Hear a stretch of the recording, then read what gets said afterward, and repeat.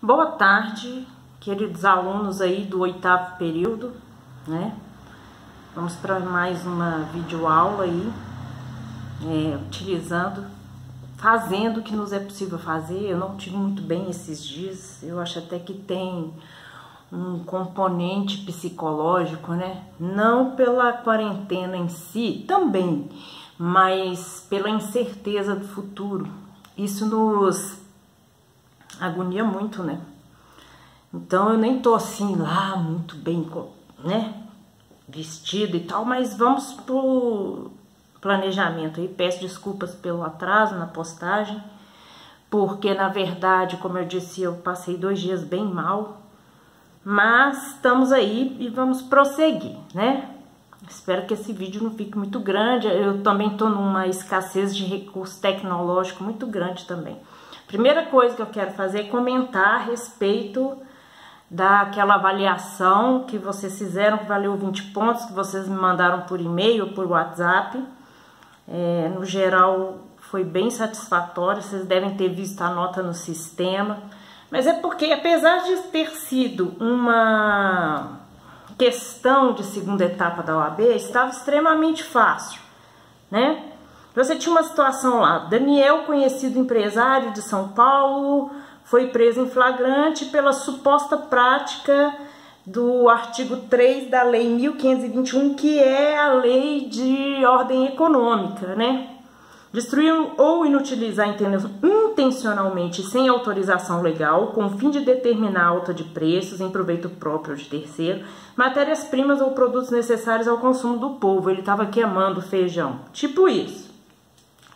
Então aí ele foi preso em flagrante, a esposa procurou advogado, veio aquela situação toda, que precisava voltar a trabalhar, que era empresário, que tinha filho, que estava grávida, que é primário e tudo. Então é uma situação muito fácil, porque é óbvio, a gente já viu que essa pessoa ela tem direito a responder o processo em liberdade, né? Aí você tem também a correlação da documentação, né? E tudo mais. O interessante é que o enunciado dizia que a peça que você deveria fazer, aqui tá, talvez não tenha no enunciado de vocês, não deveria ser um habeas corpus. Isso era o entendimento da época. Hoje você pode usar habeas corpus para isso aqui também, tá? Não tem problema nenhum, porque a gente sabe que o habeas corpus também priva por resguardar aquela pessoa que está sendo vítima de abuso, de algum abuso. E não seria necessário, no caso aqui, esse Daniel, né, responder o processo preso, porque ele tem todos os requisitos para que possa responder o processo em liberdade. Então a peça, ela basicamente ela deveria constar, né, o endereçamento para a primeira instância, normalmente a qualificação do indivíduo e tudo mais, um pedido, né, o nome da peça, liberdade provisória, né, ou alguma outra revogação de flagrante, porque estava falando aqui que ele foi preso em flagrante. Também aceitei quem pediu essa revogação, mas se colocasse o nome seria mais ideal colocar o nome liberdade provisória, tá? Mas todavia ninguém pode ser recolhido à prisão assim, né? E ele tem, como eu disse, todos os requisitos presentes nos artigos 311 e 312, sendo ele primário, bons antecedentes, atividade ilícita, não praticou nenhum crime que é vedada a liberdade provisória, como no caso que a gente viu lá da Lei 11.343, nem nenhum crime relacionado à Lei de Crimes Hediondos. Então era bem cristalino o fato de se pedir a liberdade provisória com base nesses argumentos. Não tem muito o que mudar disso não. O mais interessante de tudo é a questão da fiança, porque a liberdade provisória pode ser com ou sem fiança, você não precisa mencionar no nome da peça, mas nos pedidos, se for o caso de crime afiançável, aí, obviamente, nos pedidos você vai colocar, né, o arquivamento de fiança. O que acontece? Mas também pode ser sem fiança. Isso aí vai ficar a critério do juiz. Geralmente, por ser crime relacionado à economia, principalmente à economia popular, é aconselhável a pedir o apitamento de fiança, porque são crimes relacionados a dinheiro, lucro em si, tá? mas isso não era um pré-requisito essencial, isso não é eliminatório não. Você, inclusive, o ideal seria, né, um modelo ideal, seria fazer um pedido do tipo, diante dos fatos, né, com comprometimento de comparecer a todos os atos do processo, porque a pessoa vai em liberdade e o processo continua, né? Os atos do processo requer concessão de liberdade provisória com ou sem fiança. Aí fica a critério do juiz, provavelmente o juiz arbitra a fiança aí. Mas se o aluno optar por já pedir a fiança também não tem problema, tá? E se não pedir fiança nem nada também não tem, mas precisa ressaltar que tem que utilizar esses argumentos velhos aí que a gente está falando, né? Que ele tem todos os requisitos para ficar solto, não tem motivo para responder processo, preso. Gente, por que eu insisto tanto na peça liberdade provisória? Porque a liberdade provisória é a peça que mais existe aí no métier prático jurídico penal, tá? Isso aí com certeza, todo mundo quer ser solto da prisão, né? Enfim, basicamente é isso, e basicamente também as peças foram bem, no geral, assim, satisfatórias, mas como eu disse, tem um grau de facilidade muito grande aí, nós temos, né, nos preparar mais, e aí eu passo para a segunda parte do vídeo, que é a questão aí de uma nova peça. Essa nova peça é a resposta do acusado. A resposta do acusado, o que acontece, né? Eu gostaria muito, é uma peça muito importante, ela costuma cair na OAB, na segunda etapa de quem faz penal, mas a gente vai tentar fazer um apanhado geral aqui. Eu tenho um modelo já providenciado, vou deixar obviamente no Moodle e obviamente no grupo de WhatsApp que nós temos, né? Só um tempinho aqui para poder passar para essa segunda parte de forma tranquila.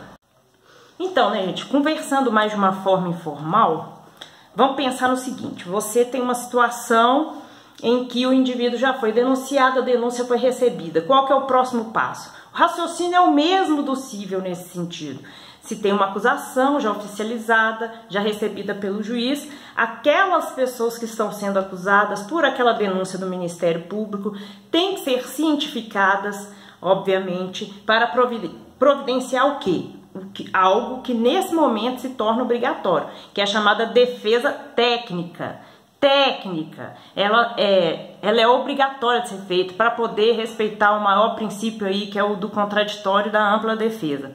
Essa defesa técnica, ela só é realizada por advogado, defensor público, advogado, não pode ser bacharel em direito, colega, a mãe, ele mesmo, nada disso, tá? Isso aí é bem óbvio. Essa resposta do acusado é um nome bem genérico, o que ainda no métier aí, ó, da prática mesmo, dos fóruns, as pessoas ainda chamam de defesa prévia. Mas esse é um nome que ficou, entretanto o sentido mudou, né? Desde 2009, tá? Que é o quê? Na verdade, a pessoa ela é cientificada e ela tem que arrumar a defesa técnica. Se ela não arrumar advogado, o juiz vai nomear um, seja ele dativo, seja ele defensoria pública, seja ele ad hoc, né, para circunstância, seja lá o que for, mas tem que haver uma defesa, tá? Isso não dá para ficar sem, por causa desse princípio constitucional, a gente não precisa falar disso, né? Mas aí o que acontece? A defesa prévia antiga, ela era uma defesa meramente formal. A pessoa resumia ali, o defensor resumia o máximo ali, pedia absolvição, não se entrava propriamente no mérito, era mais uma hora de apontar provas que seriam produzidas mais adiante no interrogatório, era só para isso. Então você tinha lá, rolava testemunha, você continua rolando agora, né? Mas você não entrava bem no mérito da questão, não. Entretanto, com essa mudança, né? Essa mudança aí tá no artigo 396A do CPP, né? Ela já amplia essa possibilidade, deixou de ser meramente uma respostinha formal do advogado de defesa e passou a ser uma resposta que realmente pode se ater a fatos do inquérito, a contestar tudo aquilo que foi narrado pela acusação na denúncia, tá? Pode pedir absolvição sumária, você pode fazer pedidos preliminares, por exemplo, se houver um caso de prescrição, de incompetência, né, antes mesmo de se entrar no mérito. Entretanto, como eu disse, né, essa peça ela pode contestar tudo que foi possível até hoje e também não esquecer, se for o caso, se tiver, né, de arrolar testemunhas. Essas testemunhas elas vão ser intimadas para em futura audiência, né, de interrogatório, participarem ali da produção de provas, tá? Mas o que acontece então? O sentido, né?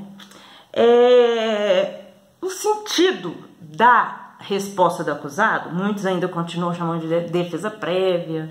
No caso da lei de drogas, de defesa preliminar, né, que existe essa situação específica na lei 11.343, tá? Essa peça ela tem um sentido de uma contestação, igual no cível, não tem a petição inicial e depois não tem a vez da contestação. Então é isso aqui, a denúncia é como se fosse a petição inicial e a resposta do acusado seria a contestação, tá? E a ausência dessa peça, desse ato de defesa, eu chamo de peça, mas existem situações em que essa defesa, por exemplo, procedimento sumário, ela pode ser feita oral, no sumaríssimo, às vezes nem faz, porque você faz a transação penal, né, e tudo. Mas essa peça, no rito ordinário, ela é obrigatória sob pena de nulidade absoluta. Mas a gente tem entendido hoje, né, os tribunais têm entendido que antigamente, se não intimasse também o defensor escolhido, isso poderia acarretar uma nulidade. Não, hoje a nulidade ela só é considerada caso o acusado, né, sendo cientificado. A obrigatoriedade é só o acusado ser cientificado. De novo, a obrigatoriedade é só o acusado ser cientificado. Porque se ele não apresenta nada por falta de advogado, o juiz arruma um advogado para ele. E aí o procedimento continua. Esse advogado, seja lá que for dativo, defensor, ad hoc, caído do céu, né? Ele vai providenciar essa peça. Mas se por um acaso houver uma dormida do juiz ou alguma coisa assim, processo prosseguir, e não houver isso e houver a cientificação, né, nos autos, a cientificação do acusado, aí você tem uma nulidade assim absoluta mesmo, não tem como. É porque sem contestação, gente, como que você vai fazer o contraditório e a ampla defesa, tá? Na verdade, é uma peça bem simples, tá? Não é... Porque a denúncia, ela não é uma peça complexa. Peça complexa, nós vamos ver mesmo... Tô ajeitando o cabelo que tá feio demais. Peça complexa, nós vamos ver mesmo quando a gente estudar as alegações finais, ou memoriais, né? Como hoje é chamado. Aí sim, você vai ter um contexto probatório muito maior. Num primeiro momento, o contexto probatório é extrajudicial, né? No momento aqui da resposta do acusado, porque... todo esse material, esse contexto probatório, ele ainda vem daquela fase de inquérito, né? Então você tem uma situação diferenciada lá na frente, que você vai ter que fazer memoriais, em que você já teve audiência, em que você já teve diligências, enfim, uma série de outras coisas em que as provas depois da audiência, né, de interrogatório, essas provas elas ficam judicializadas, elas ficam oficiais. Então você vai ter mais trabalho para frente. No primeiro momento, é claro que é interessante fazer uma resposta do acusado, vamos dizer assim, substancial, porque ela vai contestar, ela tem liberdade de contestar coisas da denúncia, contestar coisas até que estão no inquérito, como eu disse, há essa liberdade hoje. E principalmente se achar algum fato preliminar, algum fator preliminar, tipo prescrição, tipo incompetência, ou algo assim, que faça com que sequer entre no mérito da questão, né? Então, em cima dessas ideias é que vocês vão ver ao analisar a peça que não tem muito mistério, né? A resposta da acusação, ela é uma resposta que não pode esquecer isso, viu, gente? Tem que ter arrolamento de testemunhas, tá? A não ser que você não queira nenhuma testemunha, você vai pegar a testemunha da acusação lá e fazer pergunta na audiência, enfim. Mas, no geral, há sempre sim, né, essa obrigatoriedade, principalmente isso para a defesa conta muito, de arrolar as testemunhas de defesa, porque senão não pode arrolar depois, né? E aí não participa da audiência e gera toda essa confusão, tá? Então, basicamente é isso, né? Não tem erro em relação a endereçamento nem nada, porque se você já tem a denúncia já recebida e o acusado recebe isso, o advogado sabe de onde vem, como é que faz, e, né, essa denúncia ela vem anexada junto com essa intimação aí do acusado, exatamente para existir um material para a defesa, né? A defesa é ampla, por isso que os atos da defesa são depois dos atos da acusação. Mas basicamente é isso, tá? Ainda conheço muitos advogados, até experientes de renome e tal, que ainda continuam utilizando a tática da antiga defesa prévia, que é só fazer uma defesazinha formal, arrolar testemunha, coisa muito pequena mesmo, porque a pessoa não quer mostrar as armas, o advogado de defesa não quer mostrar as armas que tem para futuramente a acusação já ter pensado e feito e tudo mais. E aí resolve atuar de uma forma mais incisiva quando dos memoriais. Isso ainda é muito comum, mas eu acho que se você tem a liberdade, se a lei dá essa liberdade de você poder argumentar tudo que já foi argumentado, de você poder contra-argumentar, pedir absolvição, pedir uma pena menor, o que for, né? Obviamente você vai pedir o que é mais difícil, a absolvição e o indeferimento das acusações da denúncia, tá? Então, eu creio que na prática, assim, é melhor você utilizar o que você... Mas enfim, isso é de cada um, isso é uma questão da prática mesmo. Mas basicamente é isso, gente. Infelizmente é o que eu falo para vocês. Nós não podemos desanimar.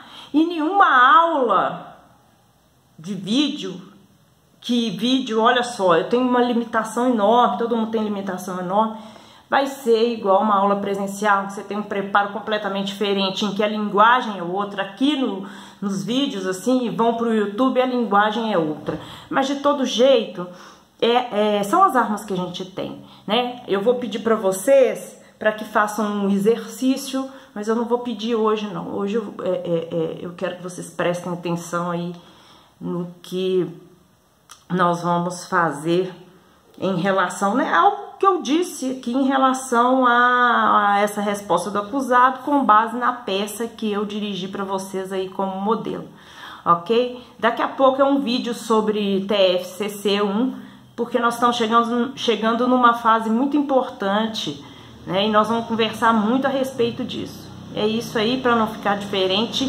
corta.